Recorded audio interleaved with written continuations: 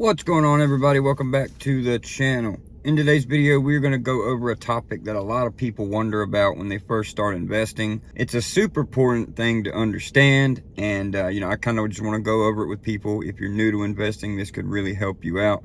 I know it helped me out in the beginning because when I first stepped into investing, it was very overwhelming. You hear the words ETFs, index funds, individual stocks, actively managed, passively managed. It's just a lot to take in at first. But in today's video, we're going to go over what should you invest in. Should you be an ETF investor, an individual stock investor, or a little bit of both? So we're going to try to cover all that in today's video and kind of break down how I feel about it and how I went about doing it myself.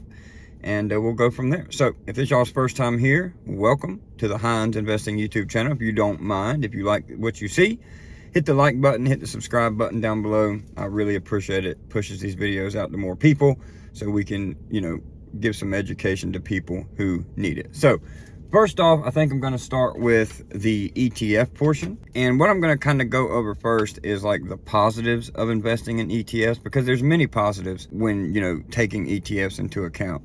So I'm going to post a graphic up here, and these are, some of the positives about investing in ETFs.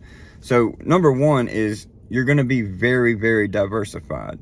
An ETF holds, hundreds, sometimes even thousands of different companies.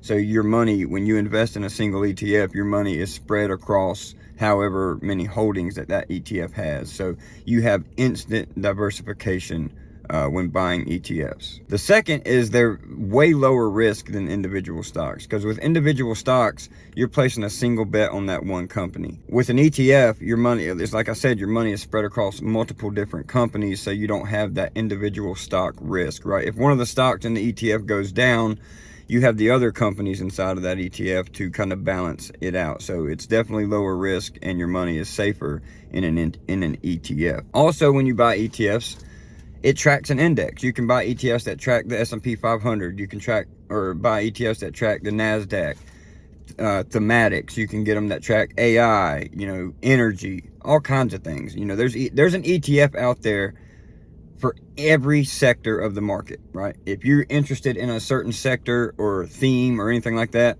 there's an ETF that will cover it. So if you're bullish on a certain sector, just buy the basket of the companies instead of, buying that individual stock. And if that individual stock, has a bad earnings, you're out of a lot of money. But with an ETF, you're a little bit safer. And another thing, you can also buy actively managed ETFs. They do have a little bit higher fee, but you can put your money in it and have a fund manager basically invest that money in the stocks that they feel are bullish. Like you can get factor ETFs, which invest in momentum, value, growth, all kinds of things. So you can have actively managed funds, you can have passive funds. So ETFs are just an all-around good investment vehicle if you're first getting into investing.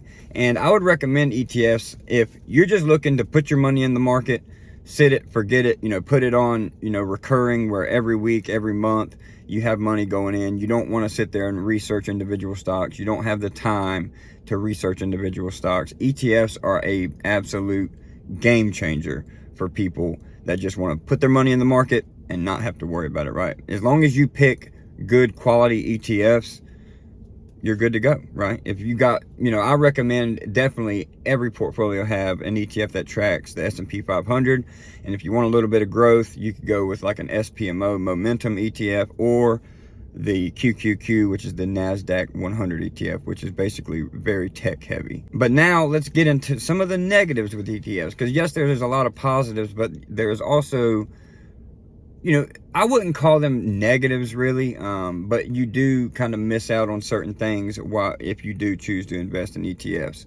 And one of them is the limited upside. So when you put your money in an ETF, it's like I said in the beginning, they're diversified across multiple companies. So if one company in there sees a massive upswing, you're not going to capture that massive upswing like you would if all your money was in that individual stock. So it does kind of cap your upside to an extent, but at the end of the day, going back to why you're investing, if you're just in it to, slowly compound your money, ETFs are a great, great vehicle. And you can also get riskier ETFs, right? You can get ETFs that are very concentrated down to maybe like 20 or 30 holdings. and those can outperform the market at times. Another negative is you don't really have any control of what goes inside the ETF, right? When you buy an ETF, you're basically buying what that manager has put in that ETF. You don't have any control over, well, I want to sell this out.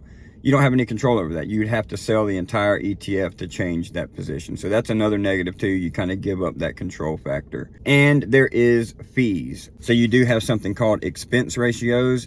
And what those are basically just the fees every year that come out. You don't have to pay them. They automatically come out of your returns at the end of every year. And, they're very small. You can buy ETFs with like 0.02, 0.03% expense ratio. So they're very small, but it's a little price you pay for, somebody basically, managing that ETF for you, so you don't have to do any thinking about it. So that's basically the positives and the negatives with ETFs. I highly, highly recommend, if you're new to investing, you don't know much about it, put your money in an ETF, or especially in like retirement or a Roth IRA. ETFs are the #1 way to go, in my opinion. Now, moving into the DGen side of things with stocks, individual stocks. So some of the positives with investing in individual stocks are, of course, you're going to have way higher upside potential, right? If you pick a stock, you're going to capture, if you pick the right stock that makes a good move, you're going to capture that entire upside. So, if it goes up 100%, you're going to capture that 100%. But also on the flip side of that, if it goes down 50%, you're going to capture the entire 50%. So, you do have the opportunity for higher returns with stocks, but like I said, it also comes with that higher risk. Another reason for people like individual stocks is you have total control. You have exactly total control. If an earnings comes out of a company that you're holding and you don't like the sound of it, you can immediately sell out of it and not have to worry about it. You're not holding that company anymore. And with an ETF, you don't have that option. You would have to sell out of that entire ETF position.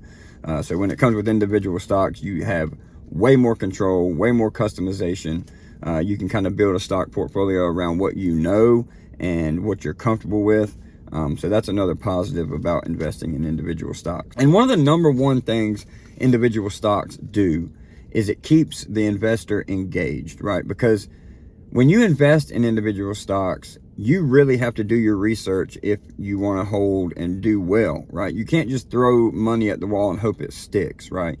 You really want to invest in companies you have conviction in, that you believe that are going to do well over multiple years. You just don't want to throw something in a dying company with dying financials. You really want to make sure that company's on the up and up, putting up good growth.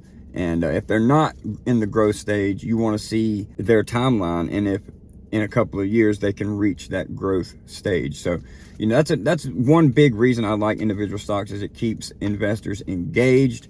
Sometimes when you invest in ETFs, you can kind of get bored, you kind of forget about it. You're like, this sucks. And it can make a lot of people just stop investing, right? So individual stocks definitely have their place in a portfolio, in my opinion. Some of the negatives. Now, there is quite a few negatives with individual stocks because you have that single factor risk, right? So one of the big ones is one bad pick can really ruin your whole portfolio if you have, if you're overextended in that position. Say you hold one stock and it's like 20% of your portfolio, that can really, really, really take a big hit on your wealth if you do make that one bad pick. Another one is individual stocks are going to play with your emotions, man. They're really going to test you. Even with me right now, I'm invested in Kiel Infrastructure, and it's playing with my emotions, right? The thing has massive swings. It was at $7. Now it's at under, $5. It's like almost $4 again. So investing in stocks will really test your emotions and test your conviction and why you are investing in that name. So you got to be prepared for that. You got to be prepared to ignore the noise and just, if your conviction is strong in a company, continue to hold it. And really one of the last things is you don't have any diversification. So with ETFs, like I said, they hold hundreds, sometimes thousands of companies. With an individual stock, you only hold that one company, right? I mean, yes, you can go out and buy other companies and get diversification that way, but if you're just way less diversified. So you have that single sector risk, you have that single stock risk, and it's just overall more higher risk when investing in individual names. But going to what I do, so at first, when I first started investing, I did start with ETFs, right? Because I put my money, I just wanted to get my money in the market, and then I learned while my money was already in the market. So I put money into an S&P 500 fund. Then I started doing my research about, how the stock market works, how investing in regular stocks work. And then once I got a little bit of education, I started mixing both. So I really think a foundation of a portfolio should be, in ETF of the S&P 500, the NASDAQ, or something like that. And then you can branch out and also add individual stocks into that portfolio. So in that portfolio, you have ETFs and stocks. So they both have their place, right? You have the diversification with the ETFs, and you have the safety with the ETFs, right? It can really hold your portfolio up if the stocks that you have picked are having a bad time, right? Because an ETF, let's say in a bad market, it can fall maybe 10, 15%. While sometimes an individual stock can fall 20, 30, even 40% at times. So ETFs definitely, kind of hedge your bets and protect your downside.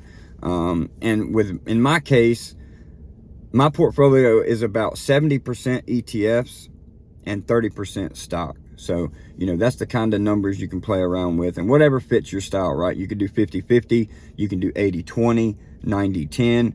Whatever your risk profile is, that's kind of how you can go about it with ETFs versus stocks in your portfolio. Now, you could have a portfolio of just only ETFs. That's 100% fine. Like I said, if you're the kind of person that don't like risk, you're the kind of person that just wants to put your money in, sit it, forget it, don't think about it, put in money every week, month, bi-weekly, whatever you want to do, your money's going into high quality ETFs, and you don't have to, pay attention to earnings calls or anything like that.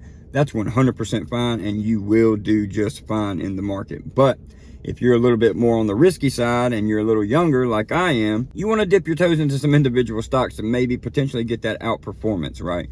But that also comes with having to keep track of the earnings, keep track of the news for those stocks, because you don't want to get left holding the bag if there's some absolute devastating news that comes out for a stock, right? So, and that also comes back to the engagement factor, right? It keeps you engaged in the market. You don't get bored. At least, for me, I don't get bored when I'm sitting there having to worry about, okay, well, SoFi's earnings are coming out next week.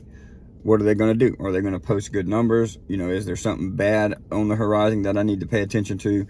It just keeps you engaged, and it's just a good thing. So hope y'all enjoyed this video, man. I know it's a little bit of, back and forth of everywhere, but kind of just giving y'all my thoughts, raw thoughts on how to go about investing in ETFs versus individual stocks. At the end of the day, I think it's good to hold a little bit of both. But, there's not a wrong way to do it, right? As long as you hold high quality ETFs or individual stocks, you're going to do just fine in this market, as long as you don't let your emotions get the best of you. And every time you see a market pullback, you sell out or panic sell or anything like that. As long as you're investing in high quality companies, high quality ETFs, you're going to do just fine. So hope y'all enjoyed the video. Please hit the like, consider hitting the subscribe button down below. Don't panic sell your bags, and we'll see y'all in the next one.